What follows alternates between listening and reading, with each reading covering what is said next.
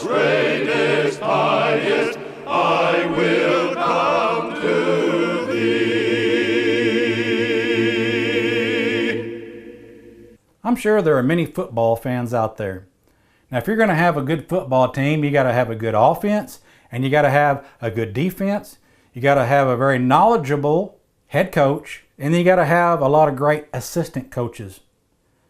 Now, if you just had a team that just had a good defense, you might keep the other team from scoring, but you're not ever going to score because you don't have an offense. You're not going to be able to push forward. And if you just have a team that had a great offense and no defense, you might score a lot, but then when it's the other team's turn, they're just going to run right all over you.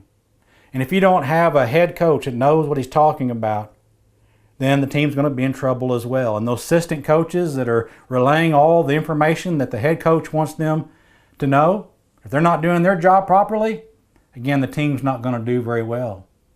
Now you take and relate this example to that of the church. In the church, we also have to have a strong offense and a strong defense. And we got to have a great head coach. And guess who our head coach is? It's Jesus Christ. The assistant coaches, I'm going to say, are the elders.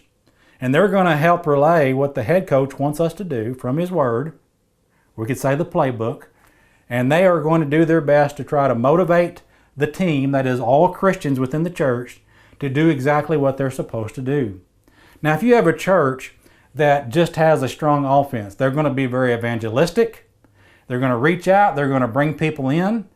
But if they don't defend God's truth, then basically you're going to have a bunch of people that end up coming together who are not going to hold to God's truth, and they're going to go in all kinds of different directions.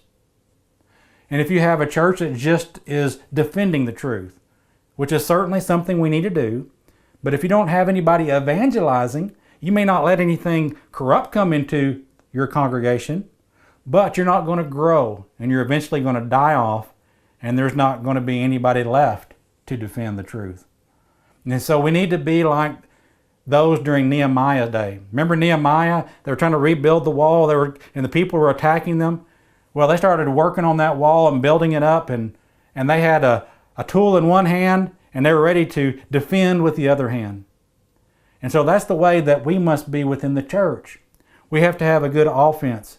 We have to have a good defense. We've got to have a good eldership that's following the instructions of Jesus Christ and His Word. And whenever we have all that in place, then we're going to have a church that is going to grow to the best of its ability and have the greatest influence on its community. So let us learn from that example from the football teams to be able to understand that we got to have that same principle in place to make the church be successful within our areas.